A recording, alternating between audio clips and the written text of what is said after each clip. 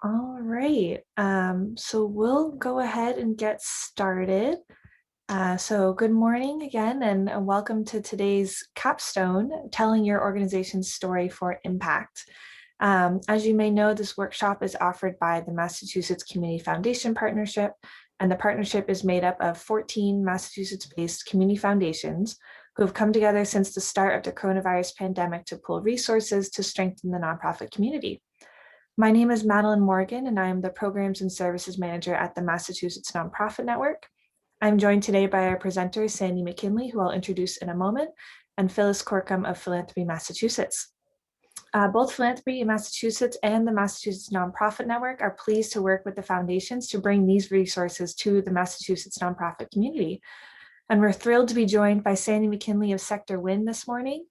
Over the past month, Sector Win has been working with nonprofits on adapting financial strategies during this uncertain time. And the Community Foundations Partnership has worked with Sandy on multiple workshops to provide nonprofits with the tools and guidance they need to navigate their finances. So before we get into this morning's session, I just want to go over some logistical elements. We ask that you keep yourself muted during the presentation, and I'd also encourage you to select speaker view at the top of your screen so that the active speaker will appear more prominently on your screen. And if you have any questions during any part of the presentation, please feel free to submit them in the chat box to everyone or directly to me at Madeline Morgan. If you're experiencing any technical difficulties, please let us know as well in the chat box at any time. And we are making a recording of this webinar and we'll distribute it afterward with the slides that you see today. Before I hand it over to Sandy, I want to mention one of our exciting sessions coming up in March. On March 18th, we'll be hosting Marketing Your Mission and Services in a Distracted Digital World. So I encourage you to sign up for that. Additional programs will be held through April and can be viewed and registered for at the link that I will post shortly in the chat. With that quick introduction, I'm going to go ahead and turn it on over to Sandy for today. Thanks, Madeline. Great to be here again, and I can't believe that we are kind of at our capstone. And I just wanted to start and say kind of our capstone to what I know that not everyone has attended all of the webinars that I've done, and I know that there's just a whole host of webinars that are by other great folks kind of out there in the sector. But I just wanted to just share with you kind of the journey that we've been on, or the work that we've been doing together, and kind of what we're kind of summing up today. So our first webinar was thinking about kind of organizational assessment, and really what, using organizational assessment to really identify and draw out our organization's strengths. I am a big believer in organizational strength, and that that we should really lead with our strength and invest in our strength moving forward and build upon it.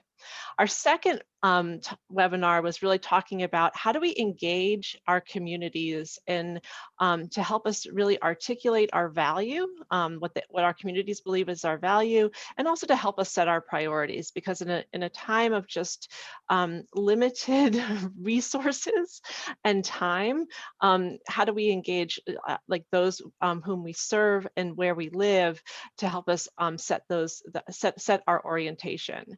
Our third webinar was really just a financial boot camp, good old-fashioned nuts and bolts of nonprofit finance. Our fourth was really thinking about how do we think about financial health and resilience and strategic resilience through kind of scenario planning and contingencies and budgeting. And the fifth, just a couple of weeks ago, was discussing kind of the spectrum of partnerships, alliances, strategic partnerships and mergers. And today, we're just kind of tying all these things together in various bits and pieces to say, how do we tell our organization's story in an impactful way? Because each of our organizations is different. How do we pull those threads together and have a mindful conversation with whomever is across the table or on the other end of Zoom? So for our agenda, we're really looking at four things. First, we're going to talk about how context and audience informs the stories that we tell. And for me, this is really important because in my work, as a consultant, I hear a lot of stories. I hear a lot of organizational stories, and frequently they're just in a way sometimes one size fits all stories. And so we want to make sure that they are customized for audience and intention. The second goal for today is to really, how do we break down the elements of a compelling story, especially when we're talking about organizations that are going through change or challenge or opportunity. The third, it's what do I need? Like, what do we need? What data, financial and otherwise, do I need to be able to tell a good story? And fourth, what is that structure? And so I want to provide you with a structure. There's just a very practical structure to break down and tell that story. So if you've been with me before, you know that my goal is really the guiding aspiration that I have for all of us in the sector at large is to build strategic resilience and financial health. And by strategic resilience, I mean the ability for us to anticipate and adapt to just the changing nature of our environment and our sector while maintaining focus on our mission in the long term. And then financial health is really, do we have the right types and amounts of money to cover our full cost of operations while being able to handle risk and pursue opportunity? And that's the aspiration, recognizing that that might not always be the reality or within our control, but at least that's the aspiration that we aim for. And I do believe in aiming high, and that's where we should be setting our sights.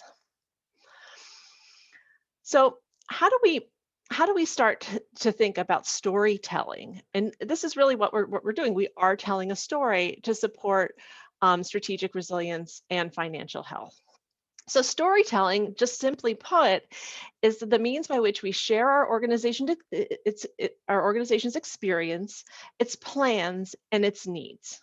Right, so it's sharing our experience, its plans, and its needs. Right, so in some combination there, or all three. And because I'm a financial, like a strategic financial consultant, when I talk about storytelling, finance is deeply woven into the work that I do and the work that I coach my organizations to do. So financial storytelling connects numbers. To our mission. It weaves them into our context, and our action, and it describes our financial situation, how we got there, our needs, and also our needs relative to our strategic aspirations and what we want to do moving forward. And so why connect numbers, right? It makes sense, but we typically are not comfortable talking about money. I've said this before, that finance is personal, or money is personal, finance is intimate. But by using numbers, by using especially financial data, it helps us understand, helps the listener really understand some of the thinking behind our past decisions. It helps to lend credibility to what we're saying. It's very quantifiable. And it also gives our stakeholders and our constituents, or those who across the table, some better information to help make better decisions on how they want to be involved or support your organization. So I'm going to say story and storytelling throughout our time today, but really what I know that the financial is in front of that, and you'll see as we kind of go through our time together. So to give just a very, to orient you into kind of leading with the end in mind, where are we going? What is that structure how do we build that story? Where are we going? I'm going to introduce the elements of that story, building that story right now, and then we're going to break this down in our time together. So the first thing will always be to set context. Really identifying our audience and the purpose for sharing our story. And we're going to talk about this in some depth and detail, because we have to get that right. The second is really centering with mission and community, right? talking about what you do, what you seek to do, and what the community values, and how their voices are reflected in your decision making. And we talked a lot about this in our second webinar together about getting those community voices into your decision making, um, um, like into decision making leadership into your organization. Then, talking about what happened. And so not all stories are reactive stories, but many of them are, especially right now. But really, if we're responding to a specific event or a moment in time, such as COVID, we want to we want to detail like the impact of that event on normal operations. So we want to just really talk about in plain terms, really what happened, right? So first, just what happened, and then using data, like what was your response to that event? And then talking about how then coming back, like circling back to mission and community, and saying how that event or circumstance has manifested in the way that you deliver on your mission, those changes to the changes to the program, people, relationships, operations, and financial health within your organization, how it's really impacted your ability to deliver on mission and those whom you serve, and within your community. And finally, if appropriate, if the conversation is the type in which you are, if you're asking for something, right? If you're inviting for participation and asking for something, make a direct and specific request for what is needed. So that's the general, that's the outline. It's a format I have used for many years, and so I've seen it work. And it's a matter of just breaking that down and just breaking it down into its component parts. So the next part is thinking about, okay, we have the component parts. Kind of where do we start, and where do we start finding the information, right? So I call this like the what, the so what, and the now what, right? It sounds a little bit better than the past, present, and future, but it's also a little bit more specific. So the what is, what have been your organization's past trends, successes, and challenges? And that's everything from programmatic trends to financial trends. And then, kind of the what happened, how did external events, impact your ability to deliver? And then, what has been the impact on that, on your organizational health? And you find this, right? You're gonna have to, you might be able to spew this from memory, but you're also going to refer back to data and information, and you find that in your past financial reports. It could be your audits or your year-end financials.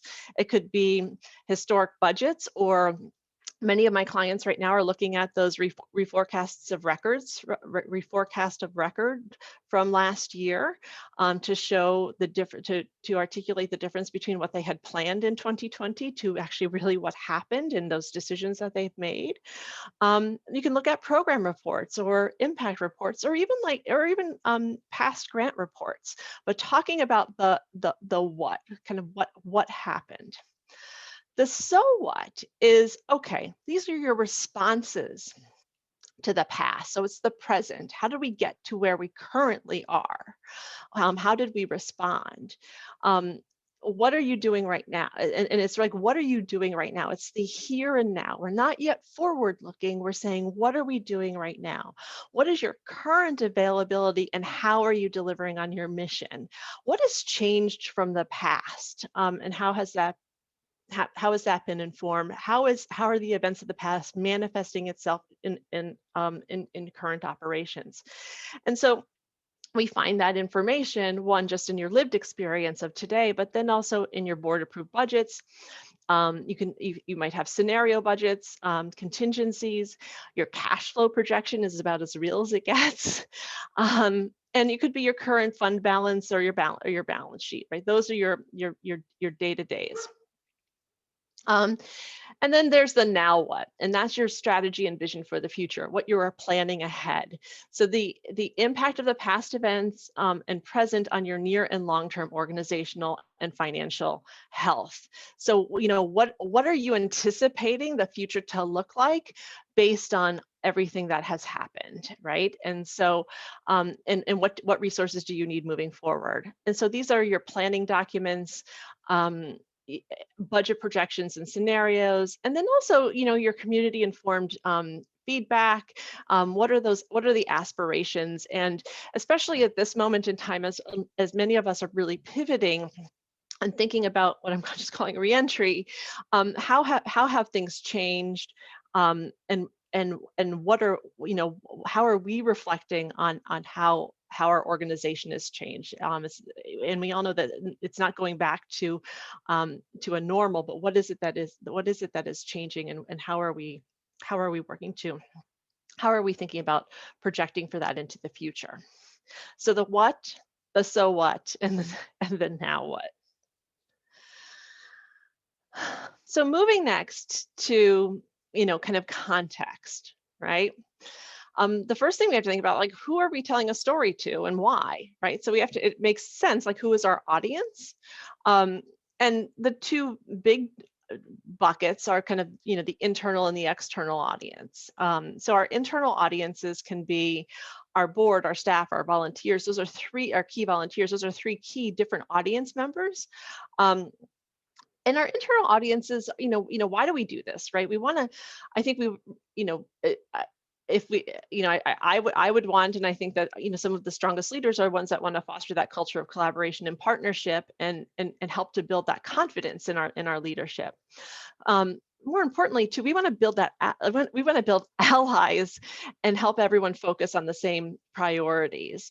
There's also this, this idea too of how do we get information, and how do we get in how do we get information, and how do we build kind of those feedback loops, so that we can build like that adaptability, and be proactive and responsive, and that relies upon communication and trust, right? So building that narrative, telling those stories in a way, is a way to kind of to help build that, to build that feature among our groups. And finally, internally, we want to, by sharing our stories openly and honestly, especially our financial story, it kind of builds that responsibility kind of for managing through uncertainty and change, right? If we all understand what we're managing toward, if we all understand what the situation is, then we're collectively managing, even if we don't have formal responsibility over management. Externally, it's still some of the same things, right? The whys are still some of the still some of the same, and the transparency, if one additional thing for our external relationships are, if we can demonstrate proactively and transparency with our external groups, like that we can manage through uncertainty and change, right? It's not looking to say we're just exposing everything in a way that isn't metered or controlled, but it's being able to share that, that you are planning, you are sharing the what, the so what, and the now what in a way that is appropriate, and demonstrating, not just demonstrating your capacity as a leader. So moving from your audience, then thinking about the reason kind of for sharing your story. And this is one where I find that we sometimes skip over this step. And so I want to take I want to take a moment here to say, when we are sharing our story, about our organization, the depth of what we might be sharing, why are we sharing it? What's the reason? And there's really there's probably there are more, but I chose the four big ones of why we want to engage with somebody in sharing our story. This is similar if you attended the second webinar in an engaging community.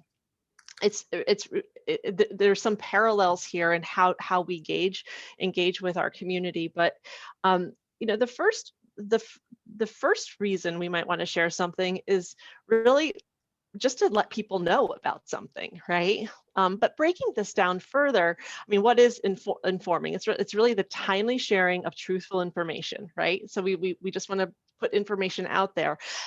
The expectation of that exchange is that there's no action expected from the other side, right? They don't have decision rights, they don't have input rights. We're telling or sharing something, and it's very much a one-way communication. These things are like our annual reports, newsletters, perhaps press releases. That's the type of communication. The second type is really a kind of we want to share because we want to consult with someone, right? The intent here is that we want to receive information back. We want to get someone's input, their advice, but we're looking to get something back. But we still, like, from our perspective, we still retain power. We still have all the control, right? We have all the decision-making control. We're asking for someone's input. This is sometimes like our board meetings, staff meetings, maybe our advisory groups, going to our peer groups. We're asking for advice. So we're sharing our story, we're sharing a part of our story, and we're asking for input, but we're retaining those decision rights. The third is I love, right? We can share our story to inspire, right? A little bit different than informing, but it's sharing with the intention to delight or gain positive favor, right? It's sometimes, creating awareness. It's really a reputational showcase for us. But these are our social media posts, our case studies, sometimes our marketing materials, our awareness campaigns. It's one way largely, and it's really to elevate who we are as an organization. Again, the intention is a little bit different. It's not to tell you something, it's to make you aware of who we are and what we do. And the last is that I'm going to share today is really around involving, right? Are you asking someone to be involved? Is that the exchange we're going for? And that's, we're sharing our story as part of a specific request. It's inviting collaboration, and it's putting ourselves in a bit more vulnerable position, or a different position, where we are releasing some of our decision-making power. We're actually, if we're making a request, we're kind of putting that out, and we don't know what the answer will be, right? So that we don't, and I just share that to set that expectation. And these are our fundraising asks to funders or individuals. It's invitations to events. It could be asking for pro bono services, partnerships, those types of things. But where there is a request for something in return. And this is for me, when I see where I see sometimes stories go wrong, is that we don't have organizations or people don't have a clear sense of the reason for sharing the story, and that orienting both around audience, who you're speaking with, and reason really helps to set that tone and context. So moving from there, going from context, we want to move that now to like really centering on mission and community. If you've been with me before, you know that our mission is at the center of everything that we do, but mission itself is supported by kind of 5 elements. And I find it a helpful way for me to think about organizations and all the things that go into supporting our mission. And I just offer it here as a way for us to think about it as well, and especially in kind of building building a narrative and how we talk about our organization. So first is really, the programs and services, what we do, and the value that we bring. So this is why we get up in the morning, and largely what we reflect as the work that we do, and in a way, kind of the reason that we exist, right? It's because of the work that we do. The second is like how the work gets done, right? The people, but it's also the culture, right? It's the people who do the work, the way it's done, so our culture, and how much time there is to do it. And I've recently added that because the capacity of time is important here, because time is not like we don't have unlimited time, and time is and bandwidth is really related to people. So I've really included that in kind of what supports our mission is the time that we have as people to deliver our programs and services.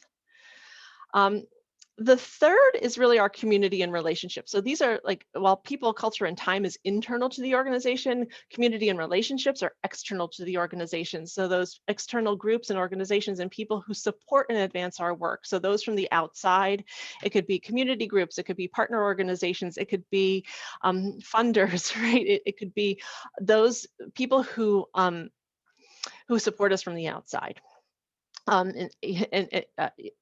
In spirit or in action. Um, Fourth is really systems and operations, right? The kind of nuts and bolts of how things get done. So it's technology, our facilities, our infrastructure, our processes, everything from human resources to our janitorial processes.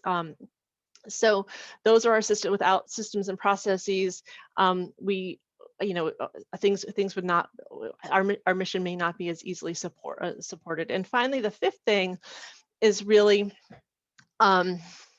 money and finance, the types and amounts of resources that we have, that we can access, and how they are managed.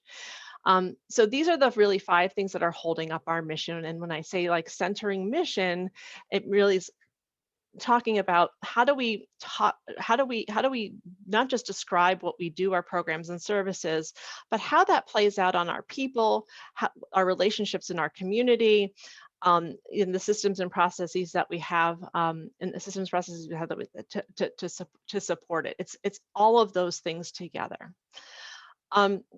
Because I'm a strategic financial consultant, that last piece, money and finance, I do put last because I believe that organizations have strengths, and it's and all strengths in many ways are created equal, and it's not just about financial strength, but money and finance is something that we aren't comfortable talking about. And I do want to take a moment to say, as we are building our story, especially our financial story, how do we start talking? How do we weave money into our story about mission? And so I'm gonna dive into this a little bit before we as we think about our building our overall story. So the first thing, as we prepare to talk about money as part of our story, is thinking about trends, right? What have been the trends in my organization? And I encourage you to go back to webinar 3 when we talked about financial boot camp. Some of this in the financial boot camp, some of this will be familiar if you attended that webinar, but it's a good reference. But we're really thinking about observing kind of our trends from our income statement, our P&L, kind of our budgets, right? And our balance sheet, right? So what we own, what we owe, and what we own free and clear. So on our income statement, the trends that we can observe are: did we consistently cover our costs, our profitability? Did we, did we or did we have deficits? It's just it's an observation. If we had surpluses in the past and we didn't have surpluses recently, there's a story to tell there. There's something to inform the story. We can also observe some trends on, how do we make money? Has our revenue composition changed over time? And what revenue streams are reliable or at risk, right? So reflecting on your own organization, almost going through and answering some of these questions can just help inform building that story at that first level.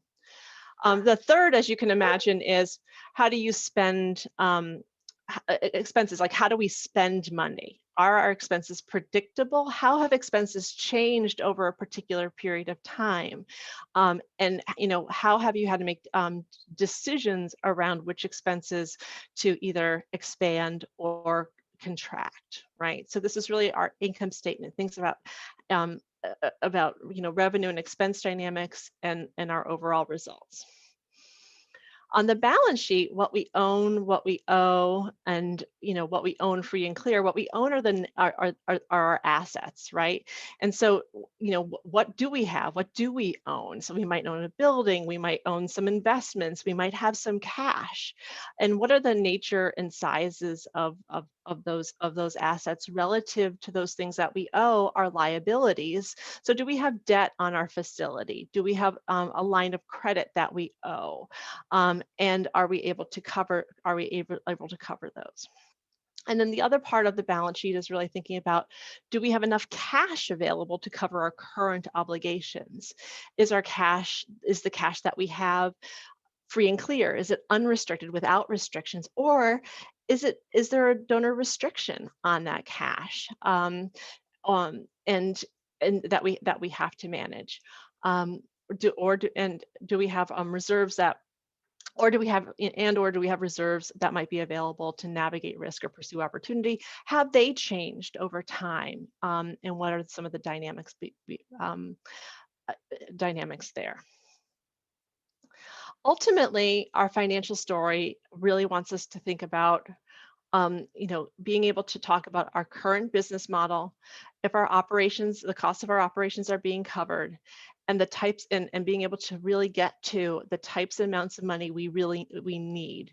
Because if we think about that story, and at the end of that story being able to ask for what we need to be able to get the listener to that place of understanding that we have been thoughtful in calculating or identifying what it is that we need from a financial perspective. So there you go. Okay.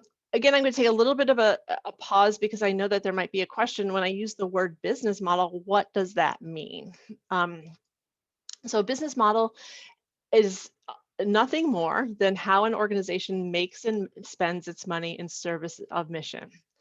In answering these questions, you can help to uncover that, the business model. It is kind of what we do, how we pay for it, right? So what are the type, what are my sources of revenue? How do I pay for it? Is it through contracts? Is it through contributed revenue? Is it through membership revenue? Is it what's the array of funding sources that are paying for what we do? How we spend our money? Is most of our money spent on personnel? Is it spent on equipment? How do you spend your money? What triggers that spending? And we're talking about a story, right? A story is about change, right? Or change or action. If our business model has changed, and many of them have over the past 12 months, how is our business model changed? What have we done, or what do we do? What do we plan to do to adapt? And then what are the resources needed to do so? Right. So when we're thinking about, and again, this is a recap, but when you think about business model, it's thinking about what we do, how we pay for it, how we spend our money, and how this has changed, and then what we plan to adapt and what is needed to do so.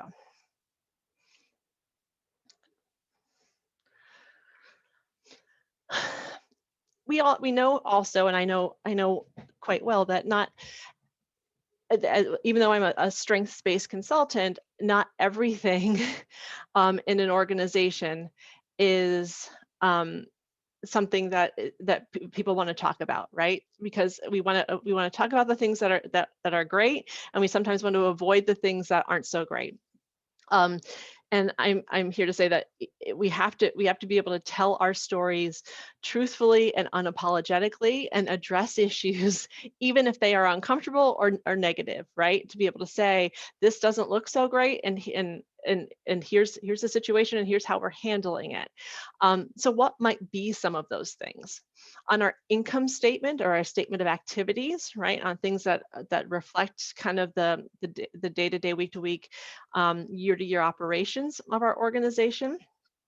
Those strengths are those consistent unrestricted operating surpluses, right? So if you have an organization has a history of consistent surpluses or operating surpluses, that's something we certainly want to highlight. um, Reliable, repeatable, replaceable revenue that is consistent. We certainly want to highlight that. And surpluses, if you're fortunate enough to have surpluses that were in the past, it's sufficient to cover your day-to-day costs and meet your debt obligation and put a little bit of money into savings. Certainly, those are things you want to highlight and celebrate. Things that on the other end, and I won't even call them red flags, but things we want to address head on are those operating deficits that might be you might have a history of operating deficits. What's going on there? Or deficits that are large in relation to the overall budget, right? So right now is the time that people are having these conversations because of where we are just in the pandemic and the past year of operations. Or the other big one that I see is really significant swings in revenue from year to year, right? So that like revenue is inconsistent, and so that could raise some questions. So you want to get out ahead of that and in conversation and address that as part of, hey, listen, we have had, we are able to raise $300,000 a year, but it's kind of a mad scramble. We have different sources of funding every year, like, to be able to acknowledge that this looks inconsistent and give a little bit of data or color behind why that is, why somebody might be seeing that in your financials. And then briefly, like on the balance sheet side, what you own, what you owe, and what you own free and clear, you certainly want to highlight if your assets, what you own, exceed your liabilities, what you owe. And certainly if you're able to manage your debt, if you have investments in your facility or fixed assets, if you have enough cash, like to cushion you. And then, if there's if you have a bit of reserve there, like those are all things that we would want to celebrate. You want to address a high amount of liabilities,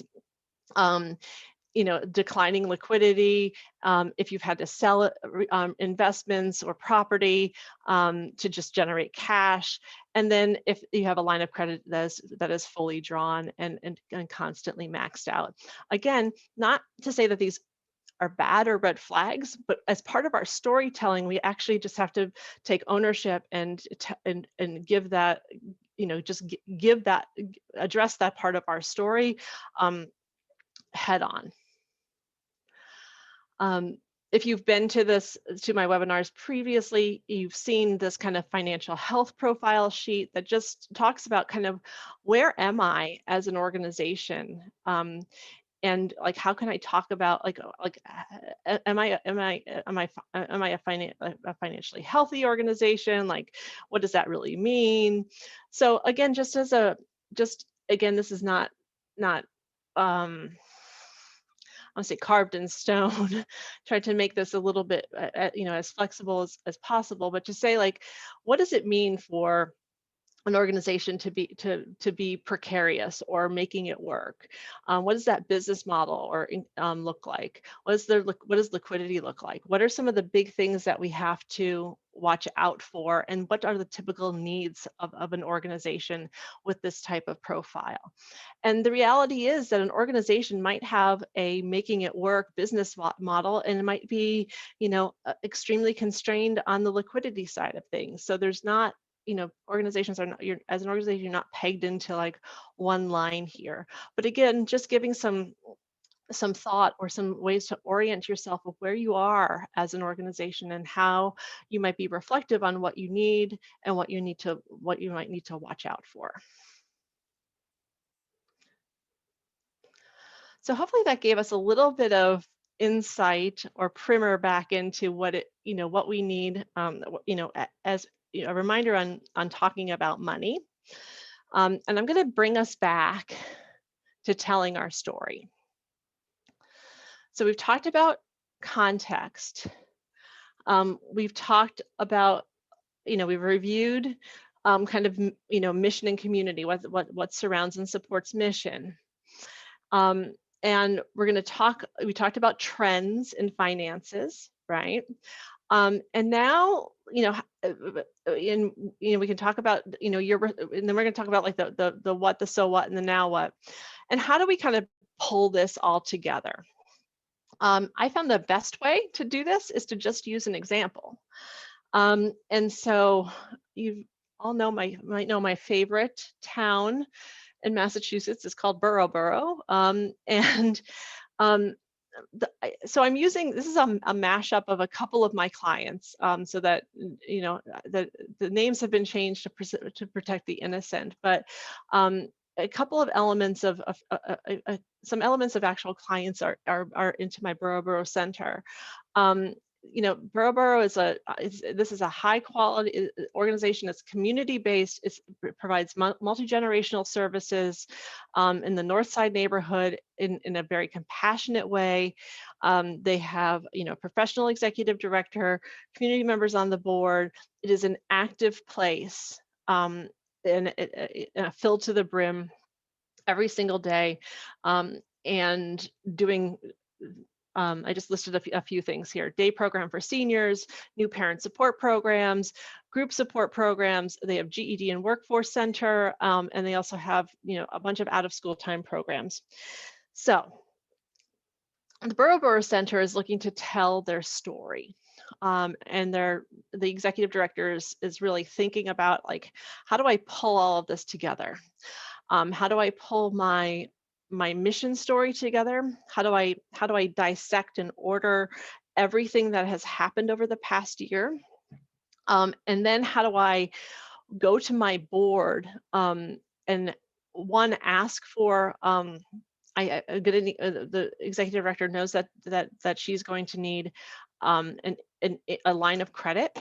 And then she's also realizes that she's going to need some investment from an outside foundation to really help with changing transforming some of the facility so they can fully open, and to handle the increased demand in services, right? So not an atypical organization right now, especially for the type of work that they do. So what I do with my clients is I give them what's called a mission worksheet. And I know this is overwhelming and a lot of text on a slide right now, but you will be given the slides later. They will, Phyllis will, I'm sure, will send out the slides later, in as after the presentation. So first is like, talking about, so let me just orient you to the worksheet. On the left-hand side, you'll see we have the 5 elements of kind of supporting our mission. And across the top, we have kind of our three sections, 3 parts of our story, right? What happened or what is happening, organization's response, and our effect on mission, right? So the exercise that I have my clients go through, which is in a bit more, I would say, just not going to happen in the same, it happens a little bit longer than the time that we have in a webinar, but is to go through each one of these and write down, how programs and services have changed or what happened, as a result of, in this case, the pandemic. And going through and filling these out as accurately and deeply as possible. So it's an exercise that can be done relatively easily and self-directed, to help build the story. So let me just go through our friends at Borough. So I'll just read down, and some of this bleeds into each other because there are no clean lines in the work that we do. So for what happened, the pandemic required them to close their building from March until August, and they had to reorient their programs to online. They were able to serve about 20 to 30% of their clients online from March until August. From their people, their staff pivoted to working remotely, and it was important to management that they kept everyone employed if possible.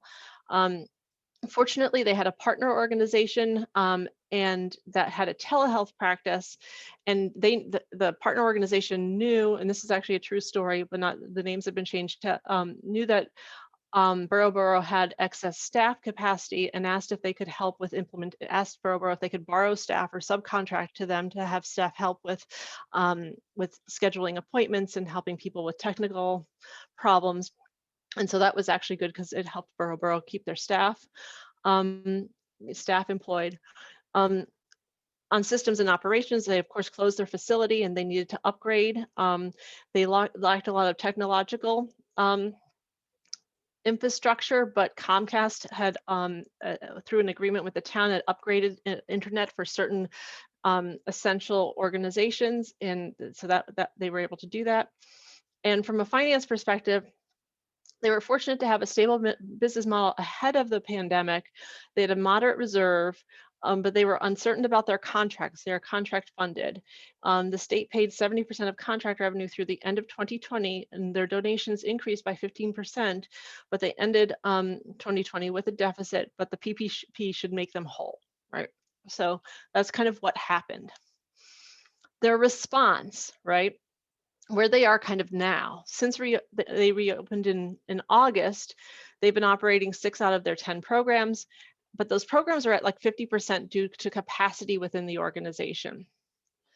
They managed to keep 100% of their staff, but they're having a real problem with staff morale. The staff is exhausted and the staff is seeing the impact of the pandemic on their community. And they have, as a result, they've kind of dropped all limits on PTO, and they're really encouraging staff to take rest and respite. They are, from a community perspective, they are still enjoying strong community relationships. They're seen as a good community organization. And about 50% of their staff are still working remotely. The staff that are in the building are working in safe spaces, but they're kind of duct taped together, right? And the safety protocols are kind of all temporary and somewhat uncomfortable. From a financial perspective, while they run a tight ship and manage budget carefully, the contract with the neighboring organization is almost offsetting their lost contract revenue because the state stopped that payment program at the end of last year. They're starting to face cash flow challenges, and their reserve is kind of winding down. And they're really thinking about taking out a line of credit to help bridge to when they can fully open. So that's where they are right now. And then the impact on mission. Right now, and looking into the future, they have over 350 people on their waiting list. And if they were to open at their former capacity, that would take them 6 months to kind of work through that backlog. And from a team perspective, their team is just seeing that as overwhelming because the team is, remember, it's a community-based organization, and they're just seeing the great need. They know that they need to add additional staff in order in order to meet that need. They don't see the demand letting up, and they feel that pretty confident that the increased staff can be justified into at least the next 2 to 3 years. They're getting a lot of pressure. They're getting a lot of praise, but also a lot of pressure from community groups because of how well they have kind of done so far. And so the executive director is very concerned that if they're not able to make some changes, that they will disappoint their community. They've been an organization that's been around for 52 years. They need upgrades to the building. They need to expand out a room to allow for better flow and spacing and distancing. And for them to support their own telehealth, teledelivery, they need an additional technology upgrade. And then they, from a finance perspective, they need investment in infrastructure, and they need to just tweak that business model a little bit to be able to include like those teleservices. And make that a full-time program for them. They also need a little bit of working capital so that they can hire ahead of when those services begin to get reimbursed. So that's the mechanism by which the organization is really starting to build that story. So how does this manifest itself? What does this story look like? There we go. So let's pull this all together. Our friends at Borough are going to go to their local community foundation to invest in changes to fully open and invest in changes to fully open and to ask for some operating support to do so. So they centered on community and mission, and they say something along the lines of like, for the past 52 years, the Borough Center has served high quality multi-generational services to the neighborhood in a compassionate, community-centric way. They are proud of the variety and diversity of our programming and the history of success in serving over 25,000 residents a year. Right. So really, what you do from a mission perspective. Then they talk about what happened. The pandemic required that we closed our building from March until August, but we were able to quickly pivot to remote and continue to serve approximately 40% of our clients. Those early days were rough, but they committed to keeping staff employed. And then they talked about their partnership with the Townsboro Center. Our facilities team worked day and night to upgrade the building and get it to a point where it could open in August. Financially, we were able to continue receiving payment at 70% of our contracts, and we saw a 15% increase in donation. And they ended a year with a deficit. They have a modest reserve, and we're expected to be made whole by the PPP. And then they detailed the response, and I won't repeat it because we've talked about that already, because it's pretty much exactly what they detailed in the worksheet. But these last two boxes, I think, are the most important. With 350 people on the waiting list, you know, it would take 6 months for us to serve them, and just talked about the really centering on community. We want to serve our community like we have for 52 years, and that this is taking an emotional toll on our staff, knowing that there are so many people that we can't serve, and then asking for what is needed in order to fully open and address the needs. We need 250,000, 100,000 to invest in infrastructure, 75 to invest in upgrades, and then 75,000 to assist with cash flow. So we're making a very specific request. So linking context, centering community and mission, talking about what happened, detailing your response, bringing it back to mission and community, and then talking about for exactly what is needed. From there, and we talked about audience and context. What's the story for the board? So our executive director might need to talk to the board, ideally before the funder, about opening a line of credit. So this conversation is a bit different, and I've highlighted in orange where this is different. So the conversation around talking about what happened turns to be financially, we were able to continue receiving payment on 70% of our contracts, and we saw a 15% increase in donation. And while we ended, a year with a deficit, we drew $50,000 from the reserve, a month's worth of expenses, and we have $50,000 remaining. We are expected to be made whole by the PPP, but we have very little cushion. In the response, you can talk, the executive director talks about the contract with Townsboro is covering 80% of lost revenue. Since the state stopped payment on clients we don't serve, we are facing cash flow issues and will soon dip into the reserve again, right? So this is different information because you're really trying to engage with the board, and she is asking the board about considering opening a line of credit. On the effect on mission and community, there's more detail and a different about the toll that this is taking on the staff. So an emotional toll on our staff, and just details like that management has released, any limits on PTO and providing additional help for staff to cope. And then bringing it back to mission, and that we know that without both an investment in infrastructure and addressing cash flow, we weren't able to serve the community as fully as we have for 52 years. And then finally, asking for what is needed. The most immediate need from the board is cash flow assistance to bridge the issues of timing between now and we could fully open, either at our past capacity or an expanded capacity. And that is what you would like to discuss today.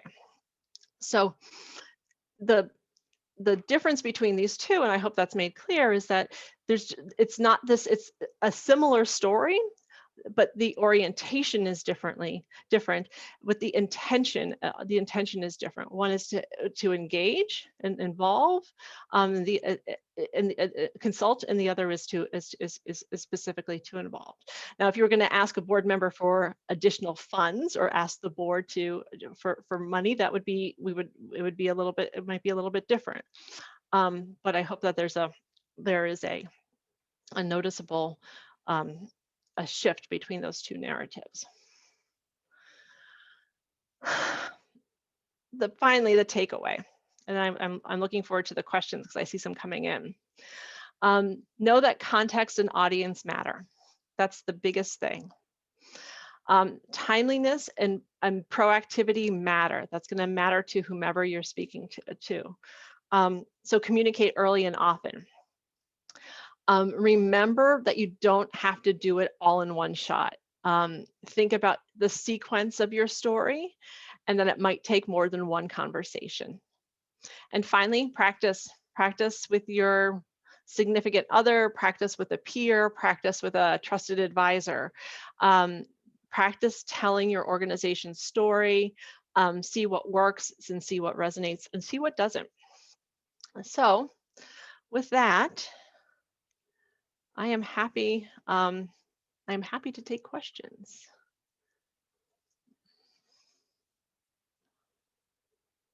Let's see here.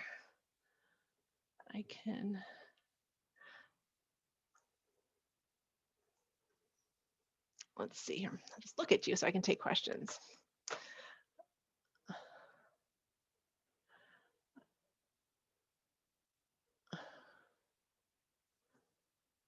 All right, so I'm looking for the top. Let's see, almost all foundations are now using online templates with specific questions or word characters and often don't wish to have narrative attachments. How do you build this approach to this new format? So I would hope that that this could be a template for conversation as well as a written narrative, right? And I would hope that the conversation that you're having, that you would have a conversation with your program officer, ahead of a grant submission. So that would be my hope. So I think that I think that if there's character limits, you can make this, you can boil this down to something really, very brief. I know I sit on a number of grant review committees, and I know what those character limits are. And I've seen some very creative financial narratives in one paragraph. But what I would hope is that you could have a conversation with your program officer ahead of time, that you could say, hey, listen, I'm submitting this grant. Here's my financial, here's my narrative. And especially at this time, or especially because of this situation, I want to be able to give you some background information. So I think that would be, I think that's a great question. Yeah.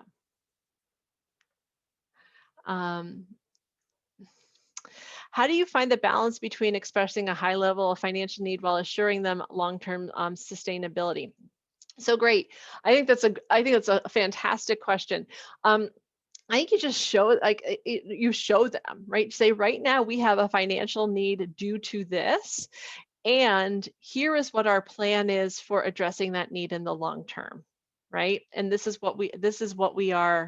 how we are addressing that need, right? So I would say lean into it, because if there is a a plan for recovery, because I feel like that's the question that's being asked, and there is a plan for adapting that business model, or recovering from your situation, it- showing that, and saying this is what our plan is, and here's why we think that's going to work.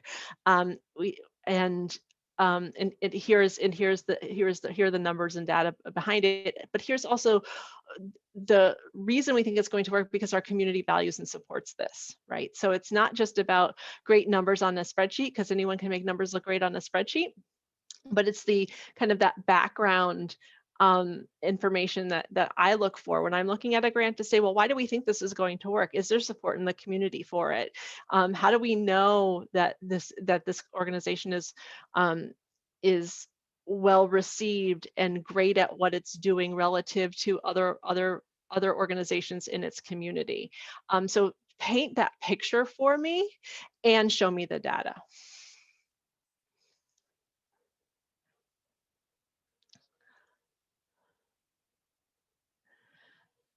So the worksheet, great. Let's see, there aren't any more questions. I am more than happy to take any additional questions. So great.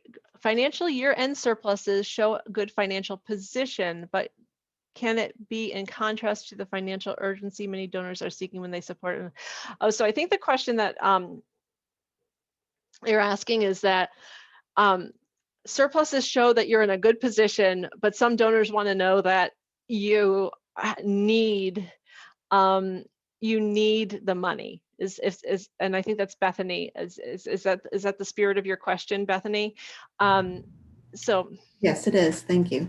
mhm. Yeah.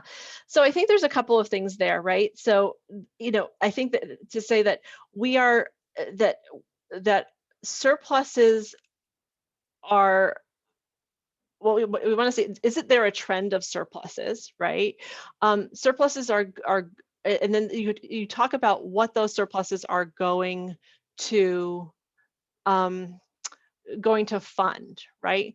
Because if you don't have a purpose for those surpluses, like if you don't have any, um, if you have a trend of surpluses and you already have a risk reserve, right? If you already have an operating reserve, if you don't have a facility, so you don't have a building reserve that you need to fund, or if you don't have, if you're not thinking about a strategic change, right? So if you're an organization that just has surpluses and it's going into like accumulating a giant bank account for no reason without intention, I think that that's worthy of a donor saying to you, like, well, what's going on? In fact, I actually worked with an organization that had that, right? It was an organization that had a $200,000 budget, and everyone's going to just go, oh my God, who is this organization? And had $600,000 in the bank. Um, and had no intention or no idea what they were going to do with $600,000 in the bank.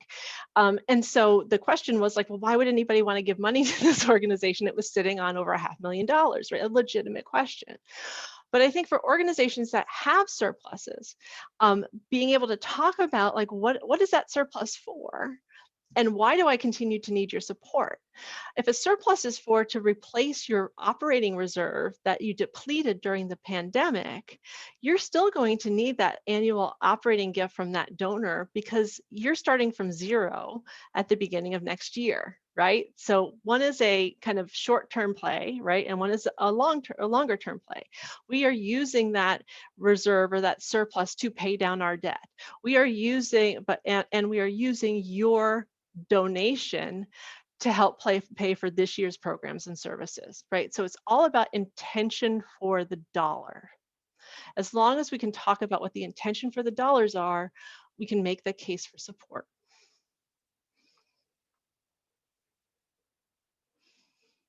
So Betsy's question is, yeah, we received two PPP loans, and on our financial statements, P&L, it does not show financial need. Just everybody, like this is a common question, especially with the PPP, because it looks like you got a lot of money, right? Just talk about what PPP meant to you, and that this is it's the accountants call it extraordinary money, and I just love it. It's one of the more poetic accounting terms. This is one-time money, right? But that doesn't, and it has a lot of contingencies to it. So talk about how that recovering from the pandemic requires an array of response and an array of different types of money to respond. PPP is one tool that has been useful for many people. That doesn't say that you don't need other types of money. I don't know your exact situation, but again, it's around intention of dollars. PPP can't be used to pay for everything.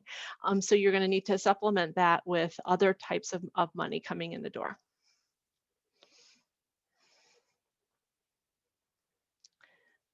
Anything else?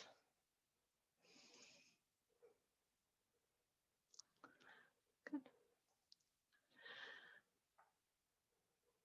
Good. Madeline, Phyllis, anything coming your way? I No, I don't don't believe see so. anything else. Okay. Well, I always leave my contact information, in the slides, and I love when people reach out and have questions. So if you have any questions, or if I can be helpful in any way, please do reach out to me. Awesome. Thank you so much, Sandy. And thank you everyone for joining us this morning. Just a quick reminder, the recording and slides will be sent to your email following the program, in addition to a survey link where we'd love to hear your feedback on today's program. Thank you again, everyone, for joining us. And thank you again, Sandy, for some awesome resources and information. And have a great rest of your day, everyone. Bye, everyone.